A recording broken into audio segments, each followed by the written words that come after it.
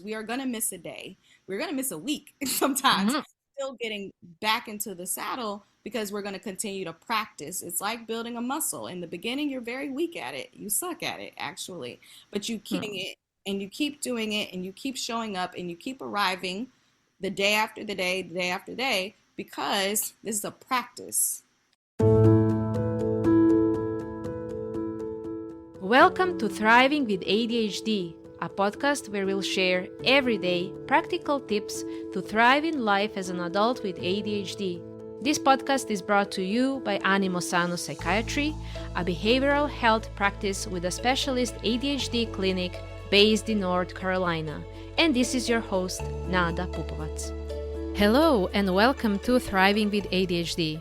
This month, we are talking about a challenge that so many people with ADHD can relate to. Why do I keep starting over? We'll be exploring the ADHD reset cycle, why routines can be so difficult to maintain, and how to build habits that are more flexible and ADHD friendly. Joining me today is Breanna Perry, a therapist at Animo Sano Psychiatry.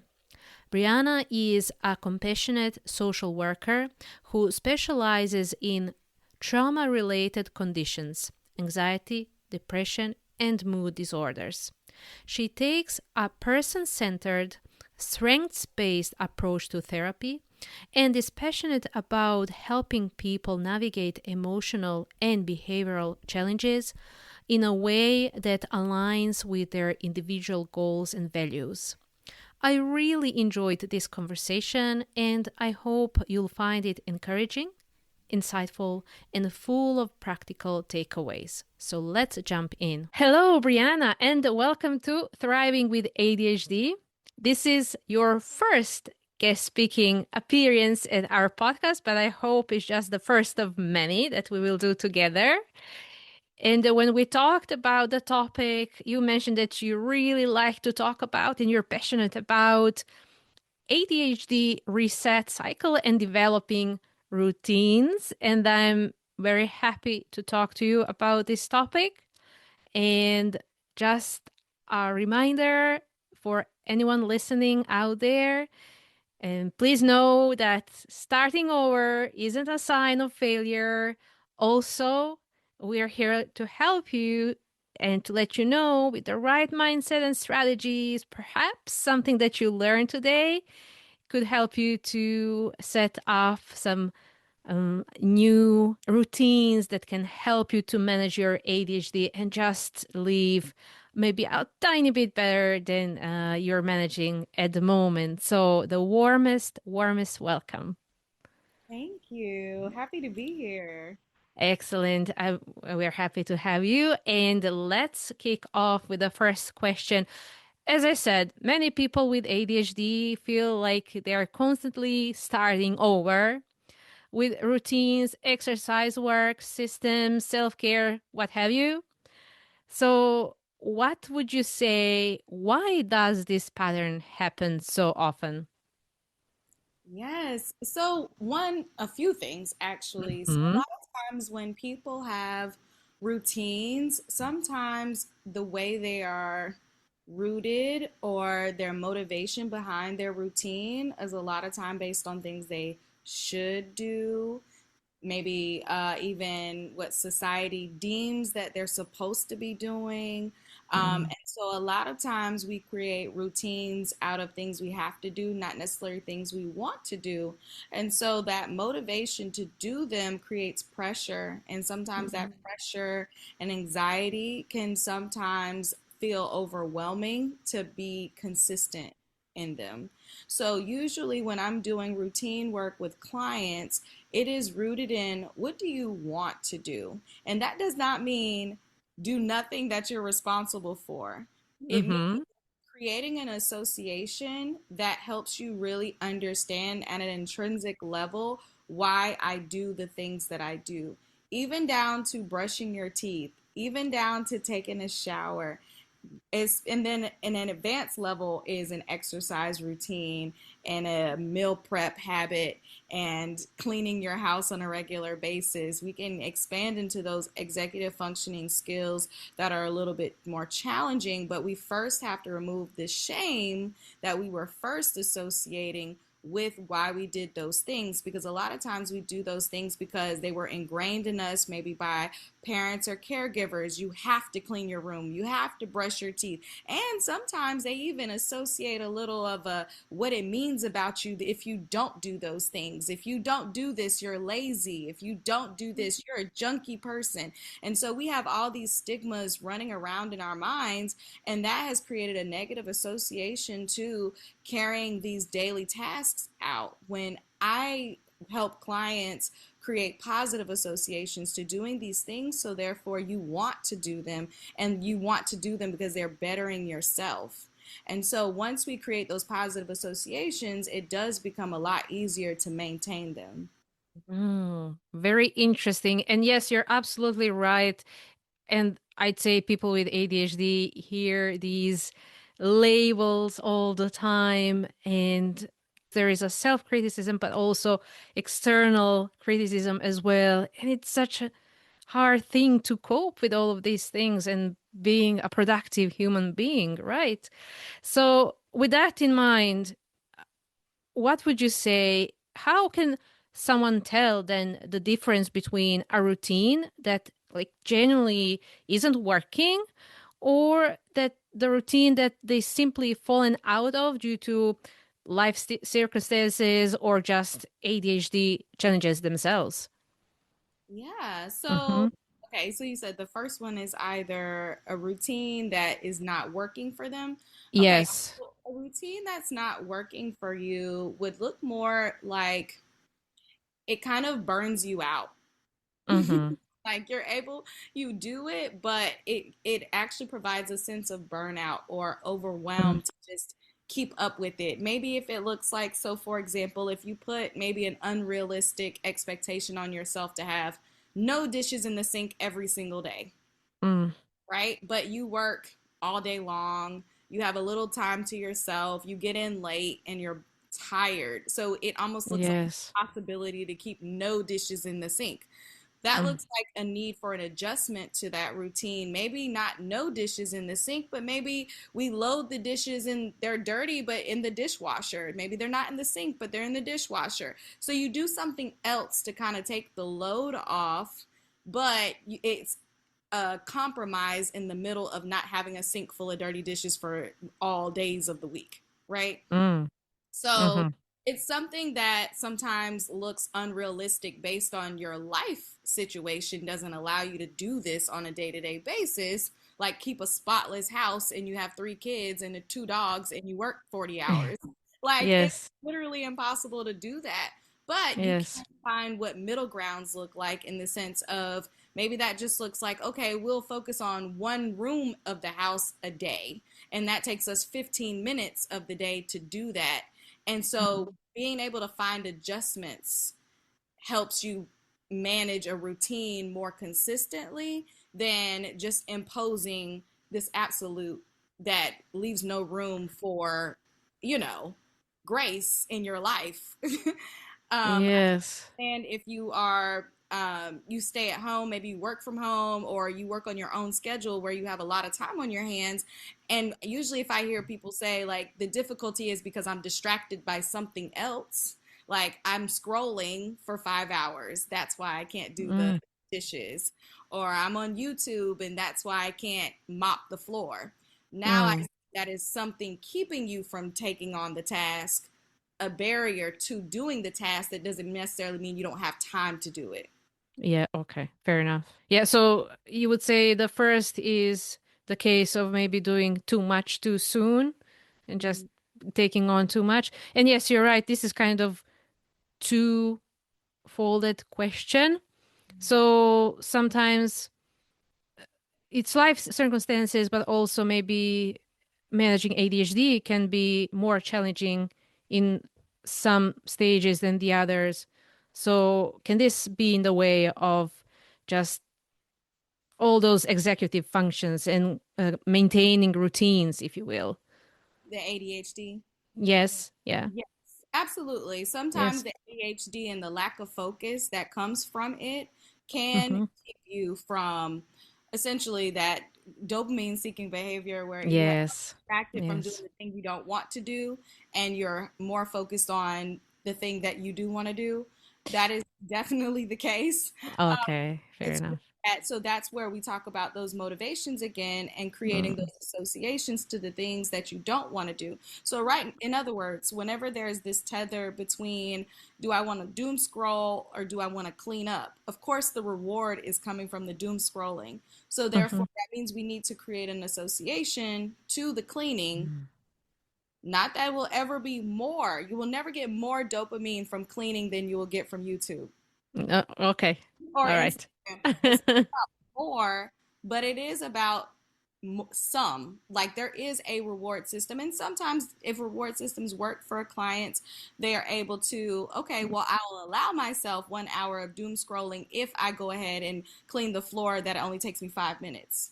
Mm-hmm. A lot of brain hacking and negotiating with our minds. If I especially I'm huge on the time it takes to do a thing because that's usually where we choose the other decision, meaning the other decision to lay on the couch and scroll versus the 5 minutes it'll take us just to wash the dishes. If we know Mm. it'll only take 5 minutes, it's like, okay, I can opt into that. Yeah. But if we somehow think it would take us an hour to clean the kitchen, no one's gonna choose that over Instagram. True. True. So All you have to right. know, you have to know what you're signing your brain up All for. right. So I Um, say give yourself 5 minutes to just fold those 5 towels. yeah, or wash two plates or whatever. So Wash not two not a plates. yeah, not a full sink. That's fine. If you have a Exactly. dishwasher, well, that helps. But if you don't, two Yes, if plates. you have a dishwasher, use it. All right. Okay. Okay. Now, um, well, let's say you started a new routine with enthusiasm. You're following it for a few days or maybe even weeks, and then something disrupts it.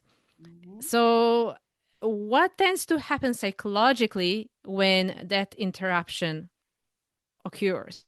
Yeah, so one, you can feel defeated. Mm, That's the first thing. You feel defeated because you're like, wow, I spent all this effort getting on track. I was excited, I was motivated, and now this thing, now I'm starting all over again. And so mm, now it kind of feels like, oh, well, if I have to start all over again, that's going to take more time to figure out what to do. So I'm just not even going to bother. Why bother if I keep stopping? And I actually mm, just had a client that had that very thing happen on multiple occasions. mm, Every time they started, they had to start over. And mm, so what we do is still try to work around the restart. Just because you restart doesn't mean you just start differently. mm, Start differently. It's a whole mm, I had to do it for myself. I had to mm, start differently. That's how I started a workout routine. It started out one way. I had a partner. I had a positive association to lattes every time I went to a workout, and it was working for months. And then my workout partner got a new job. And so mm, now I had no one to work out with. And so then mhm, I had to start differently. And so I said, you know what? I'll get a gym membership. mm, That difference is what start. I was able to restart my routine in just a completely different way. But the mm. point is that we have to reassociate what our motivation is based on all over again sometimes. Yes, and I guess working with the therapist can help you in finding the Yeah. ways to motivate yourself. Okay, we'll park this here because I have the next question that kind of um, continues to this one. Perhaps why people feel defeated and not motivated to start over, it could be because of the guilt, shame, self criticism. We mentioned all of these earlier in the first question. And I'd say these become part of the cycle. Mhm. And because they do, let's talk about, and you have mentioned this a few times, but let's elaborate on how people can respond more compassionately Oh, yeah.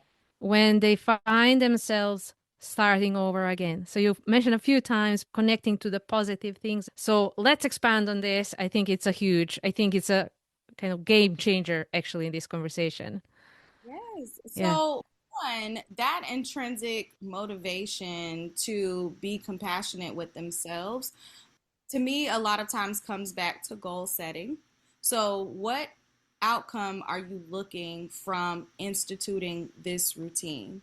And also, that goal has to be totally yours, not for other people, because a lot of times we institute certain routines for external validation.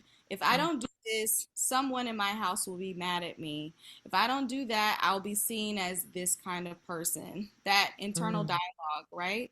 But these new ways, the new way of going about it differently has to be for yourself. I want to be healthy. I want to, sometimes it can be vanity. Sometimes I want to look like this.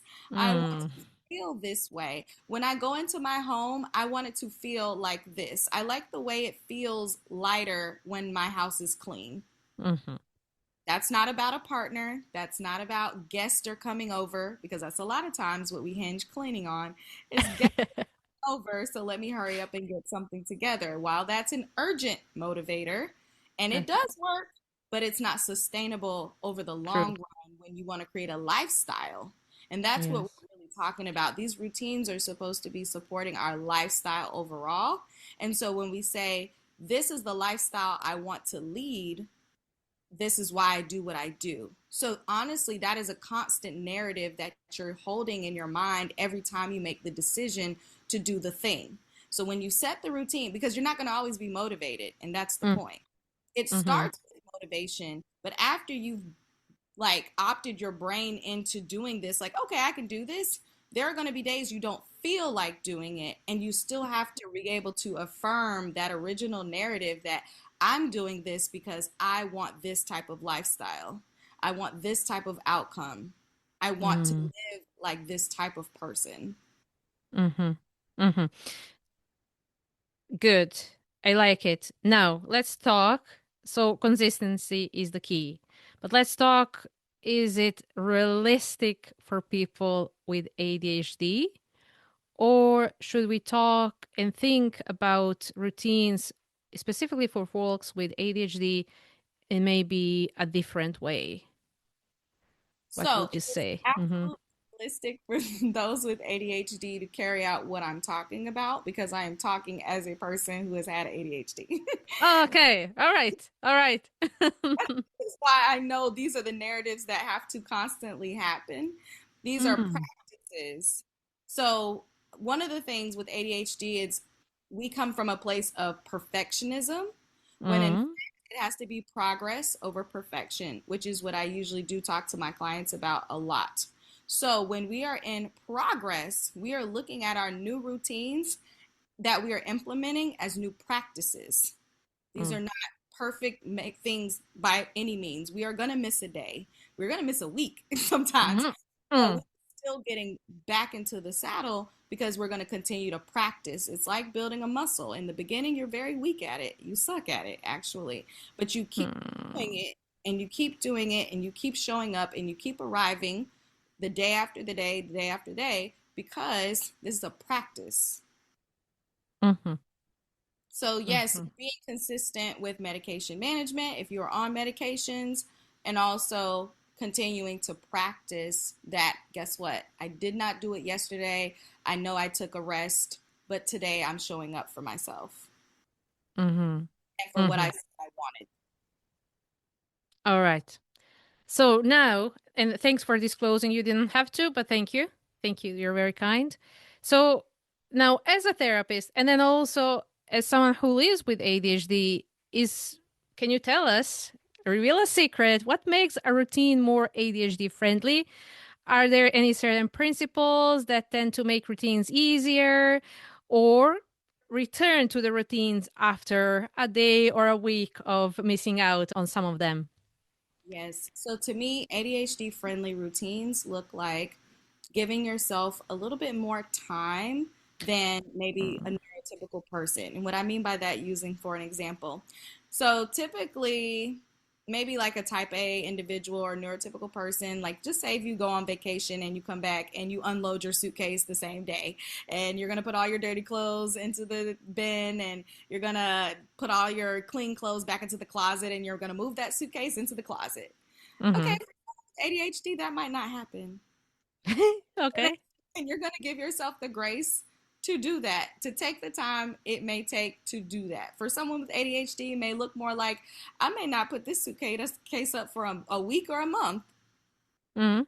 Somewhere in the middle, someone who's working toward creating that routine of being more consistent in the way that they clean could look like, okay, I may not put all the clothes away in the suitcase, but I'll at least assess the dirty ones and throw them in the bin. Suitcase is still there, clothes are still in it, but all the dirty ones are in the dirty clothes. That's day one. Perfect. Day two might Mm-hmm. look like, okay, I'm going to set out all the clean ones and decide if they're going to go in the closet or into the drawers. I've taken them out of the suitcase. They may be on the bed now, but they're out of the suitcase, right? Then day three might look like, okay, I'm going to put the suitcase away.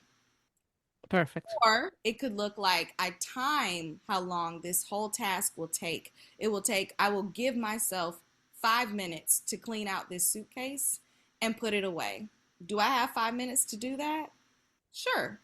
Okay, I opt in and I'll even set the timer and put it on 5 minutes because I only have 5 minutes before I want to scroll. And if I'm Mm. going to do that, I'm going to go ahead and do what I can for 5 minutes. And if the suitcase is put away, great. And then I tick off my reward. I did it. Mm. So you have some options. You can take the gradual route where a little bit at a time and be okay with the fact that the suitcase is going to be there for a few days and it's going to gradually unpack. Or you can time it and say, I'm just going to get this out of the way. Mm. Okay. That sounds interesting. You gave us options. Mm-hmm. That's amazing. Thank you so much.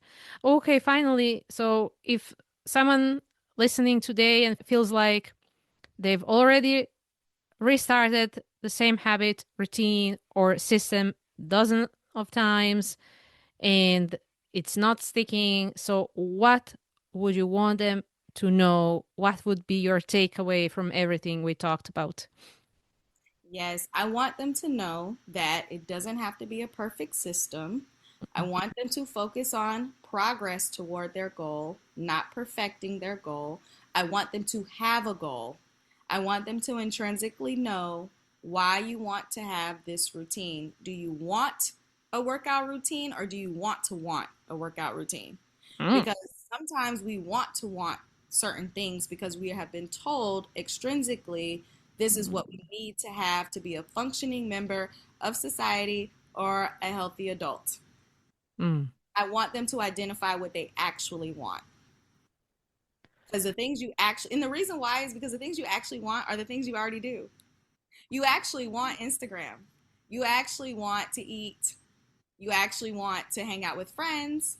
We do the things we want to do. So now we have to figure out how do we get those things that we need to do and we want Mm. to do them. Interesting.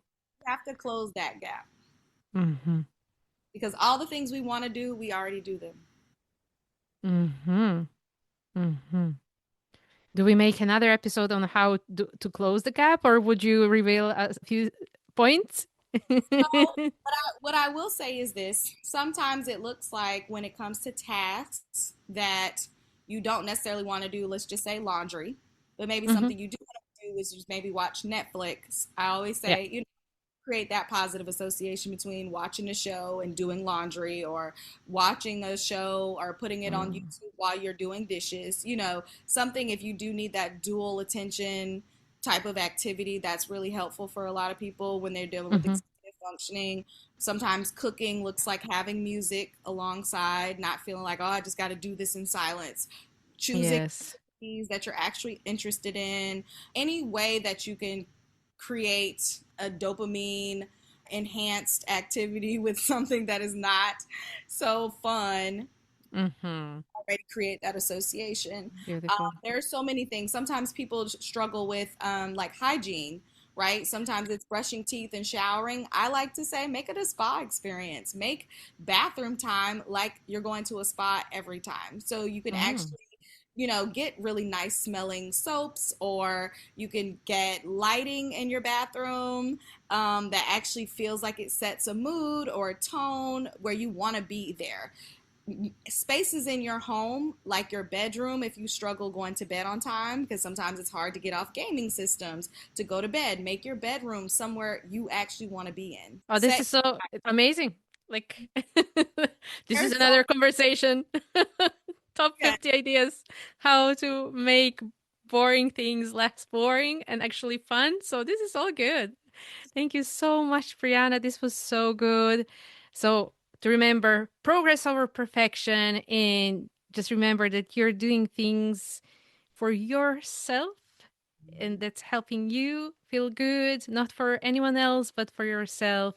And then you gave us so many beautiful pointers on how to actually bridge the gap between uh, wanting things and then doing things that you kind of have to do and then make them more fun. So this was all good. Thank you. Thank you so much. We learned a lot from you, and I hope we will have you back to talk about something else you're passionate about talking. absolutely. Thank you for having me, Nada. Thank you for listening to Thriving with ADHD. This show is produced by Animo Sano Psychiatry. Please follow, rate, or share our podcast on Spotify, Apple Podcasts, or any other streaming app of your choice. Music is by That Music from Pixabay. For more information about Animo Sano Psychiatry, please visit animosanopsychiatry.com.